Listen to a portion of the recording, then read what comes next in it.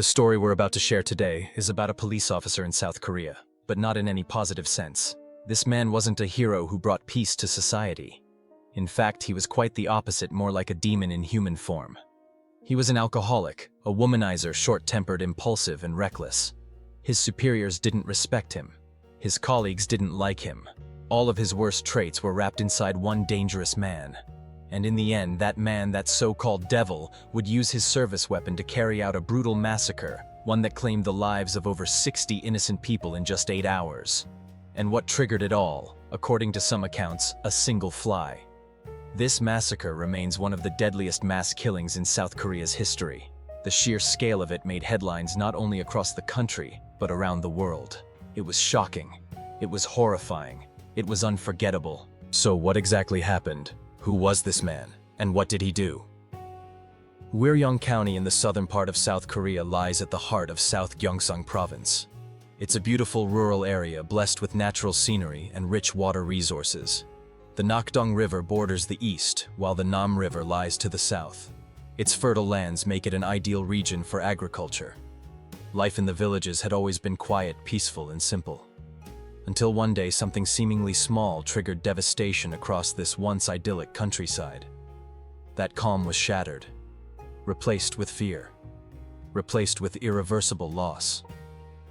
Right now on your screen you're seeing the face of Woo Bum-kon.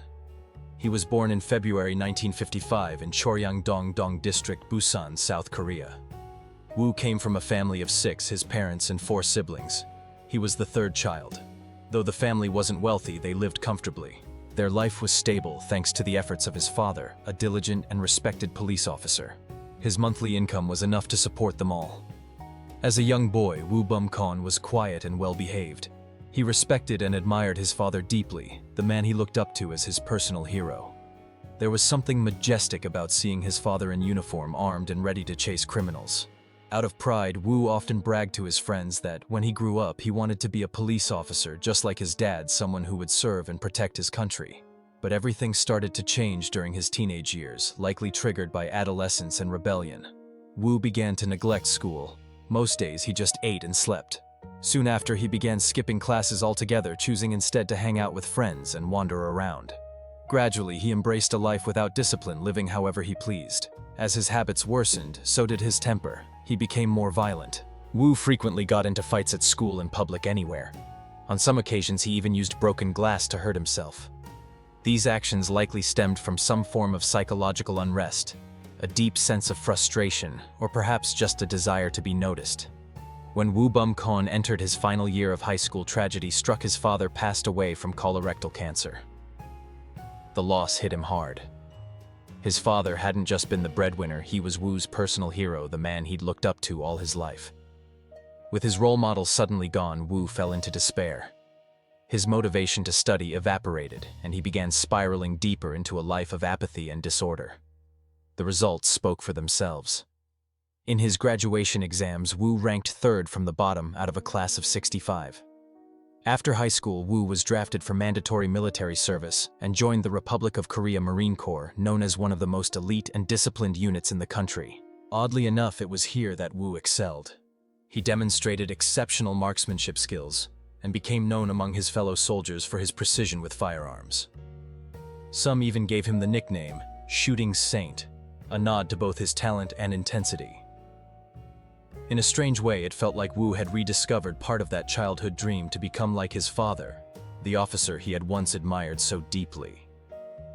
Even as a child, Woo had shown a fascination with guns. He was often seen playing seriously with toy weapons, pretending to aim and shoot with startling focus for his age. But while he had technical skills, his personality remained volatile. His superiors soon recognized that his impulsiveness and quick temper made him unfit for sensitive roles like the Presidential Guard.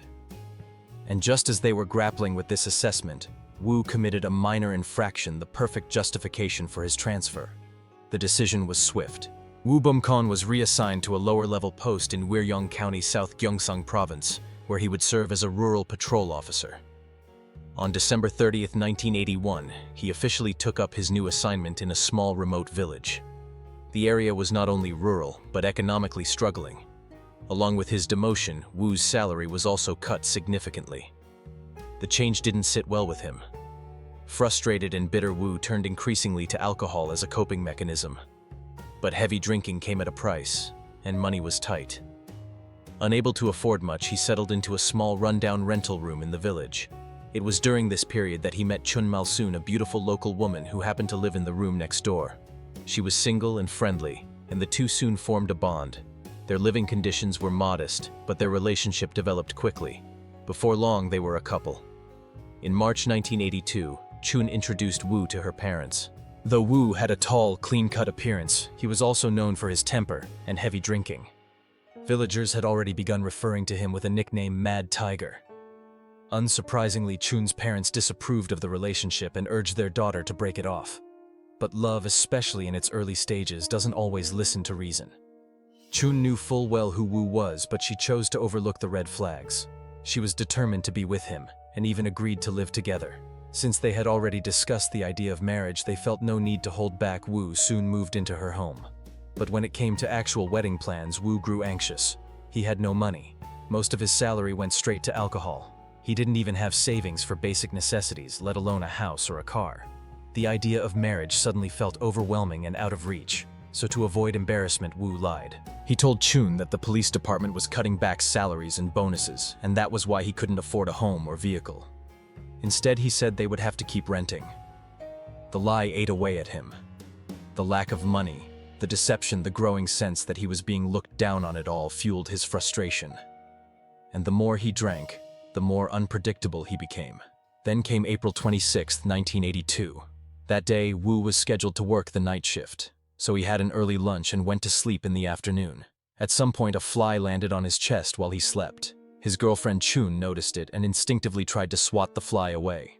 It should have been nothing, but it woke him. Disoriented and already irritable, Wu snapped. Even after Chun explained that she was only trying to help, Wu refused to calm down. He seized on the moment as an excuse to vent his anger. Their argument escalated rapidly. Chun pushed back. The tension between them erupted into a full-blown fight. What no one could have known was that moment this tiny, almost meaningless incident would become the trigger for one of the darkest nights in South Korean history. That afternoon, Woo Bum-kan left the house under the pretense of heading to work. But instead of going to the police station, he took a detour straight to a bar. Still fuming from the argument earlier, he began drinking heavily. By 7 p.m., he returned home in a drunken, unstable state. The anger inside him hadn't subsided. It had only grown more volatile. Back at the house, he erupted. Furniture was smashed. Walls were punched. The rage he couldn't express with words spilled out into violent destruction. Then it escalated.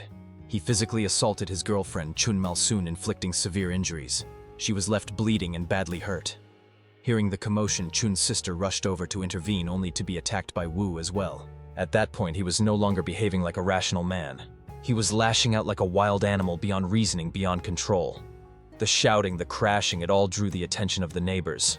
Soon a crowd had gathered outside the home. Voices rose in anger. People shouted, condemning Wu's outburst. The Mad Tiger, as villagers called him, had finally gone too far. Embarrassed and overwhelmed, Wu stormed off and made his way to the police station, claiming he was returning to his shift. Not long after, Chun's nephew, hearing what had happened to his family, came to confront Wu at the station. He shouted, cursed, and demanded answers. But Wu said nothing. He simply sat there, drinking. He wasn't alone. 2 fellow officers were with him, and they too were drinking. No one could have predicted what was about to unfold. Shortly after 9 p.m., something shifted. The alcohol mixed with resentment, and whatever restraint Wu had left dissolved completely. Hatred surged to the surface. In his mind, he was no longer just angry, he wanted revenge. He quietly took a set of keys and unlocked the station's weapons storage. Then he armed himself. 2 Browning M2 rifles, 180 rounds of ammunition, 7 grenades. He wasn't just angry anymore, he was preparing for war. His 2 colleagues tried to stop him. But Wu, now consumed by fury, fired warning shots. The blast sent the men fleeing in fear. Then Wu cut the phone lines to the entire station, making sure no one could call for help. He was ready. With weapons in hand, Wu left the police station and began walking back toward the village, not to return home, but to unleash destruction. On his way, he encountered a 26-year-old man. Wu didn't say a word. He simply raised his rifle and fired. The man died instantly. Moments later, he arrived at the local vegetable market. 3 villagers stood chatting and shopping. Wu pulled the trigger again. All 3 collapsed before they even understood what was happening. His next stop was the local telephone exchange, the small communications center responsible for routing most of the area's calls. Inside were 3 employees. Wu shot and killed all of them. With that, external communication in the village was completely severed. No one could reach help. No one could sound the alarm. He moved quickly. At a nearby restaurant he used to frequent, he hurled a grenade inside. The blast took one person's life immediately, and then he turned back toward the village he had once called home, the very place where just hours earlier the townspeople had berated and humiliated him, that he decided would be the beginning of the true massacre. Wu began throwing grenades indiscriminately, one after another. The number of dead and wounded soared within minutes. Among the injured was Chun Mao Soon herself. She would later succumb to her injuries. Roughly an hour after turning his village into a war zone, Wu marched onward to the next village over. His fury hadn't been satisfied. He wasn't finished. By 10:30 p.m. he had reached a small convenience store. 4 people were inside. Wu opened fire, killing them all. He moved on to a nearby hair salon. He knocked on the door. When the owner answered, he shot her without warning. 18 people had now lost their lives to Wu's rampage. Then, at around 10:50 p.m., he approached a house where a funeral was being held. A family had gathered to mourn a loved one.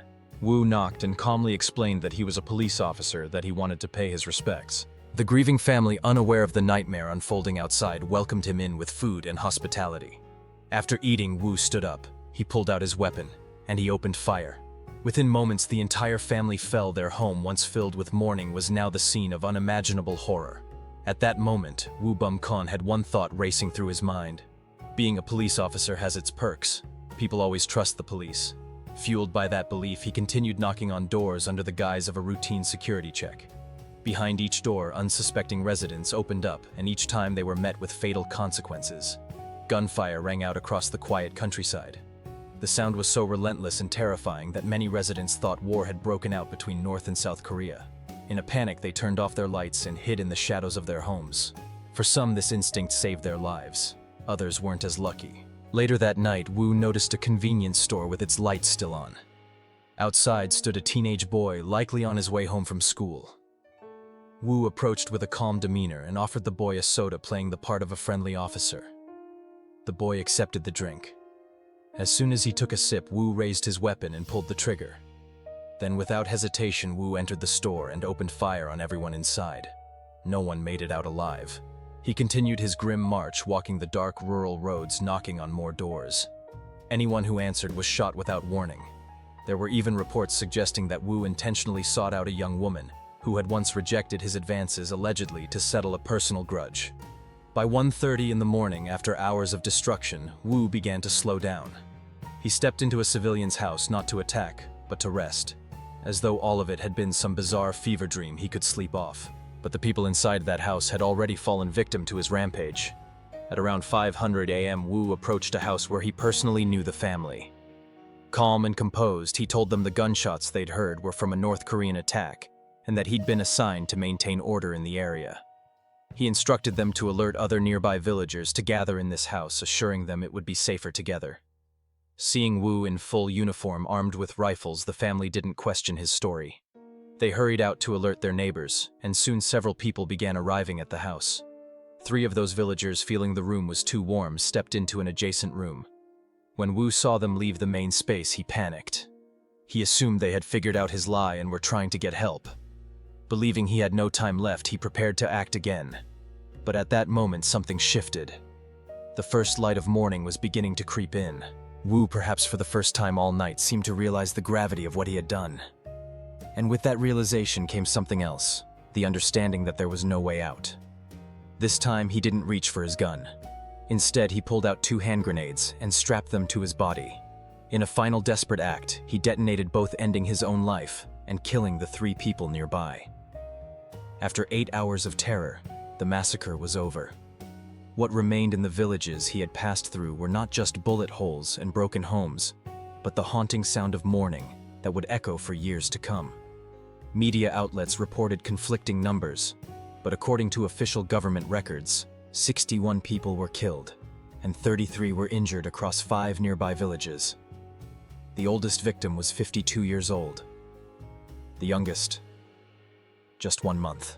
The massacre carried out by Wu Bum Khan was once recorded in the Guinness World Records as the deadliest mass killing by a lone individual in the shortest span of time until the 2011 Norway attacks, where 77 people lost their lives. The tragedy shocked not only South Korea, but also captured global attention. International media outlets quickly picked up the story, stunned by the sheer scale of brutality. Based on the casualty count alone, this was the most devastating mass killing in South Korea's modern history. In these rural villages where households lived in close proximity, entire families were wiped out. Some homes were left with just a single survivor. The scale of loss was nearly impossible to comprehend. But a question hung heavy in the air, with gunshots and explosions echoing across the night. Why didn't anyone stop him? 2 officers reportedly saw Wu leaving with rifles and grenades. Why didn't they alert anyone? The truth was disturbing. No one was on duty that night. The village station was small, rarely busy. The 2 officers scheduled to work had gone to a hot spring and spent the evening drinking. By the time they returned around 10:30 p.m., it was already too late. Their first reaction wasn't to intervene. It was relief they hadn't been present. Instead of helping, they chose to hide. While the lack of manpower might be understandable in a small village, the indifference from Uryong County Police was inexcusable. After receiving alerts, the local police chief and security director assembled a 30-man armed response unit. They arrived at the village around midnight, 3 hours after the massacre had begun. Initially, the officers were confident, believing that with superior numbers they could take control. But when they realized the suspect was Wu, nicknamed the Mad Tiger, a trained marksman armed with grenades, fear set in. Not a single officer dared enter the village. Rather than fulfilling their duty to protect civilians, they withdrew to a stone bridge on the village outskirts and decided to wait. These officers, who wore their uniforms to serve the public, allowed a lone individual to wreak havoc unchecked. No one knows what they felt as hundreds of gunshots tore through the night air. One baffling fact: the village had an emergency siren system and loudspeakers, yet the police never activated them. No alerts were issued. No warnings were broadcast. In addition, some villagers managed to flee by climbing over hills and terrain. Around 2 a.m., they reached a police station and reported what was happening. But the officer on duty refused to help, saying it's too late at night. There's no way to catch the suspect now. It wasn't until around 4 a.m. that military forces finally arrived. But by the time they located Wu Bum Khan, he had already taken his own life, using grenades, perhaps to avoid the consequences of what he'd done. Ironically, official reports of the massacre focused mainly on casualty numbers and material damage.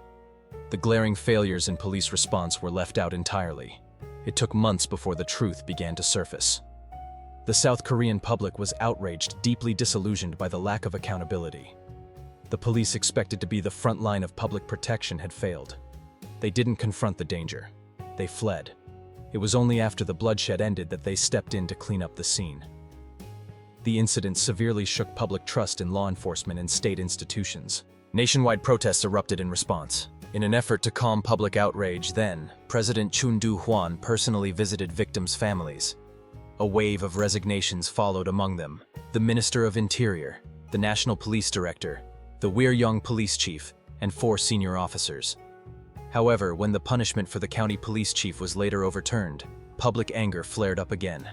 The government allocated funds to rebuild the village, repair roads, provide housing, and issue large compensation packages to families of the victims. But no money could ease the emotional toll on those left behind. Survivors had to carry immense loss, their families, friends, and the very sense of safety in their own homes. Haunted by trauma, many chose to leave the village, unable to face the memories. Since Wu Bum Khan died immediately after the massacre, his exact motives remain unknown.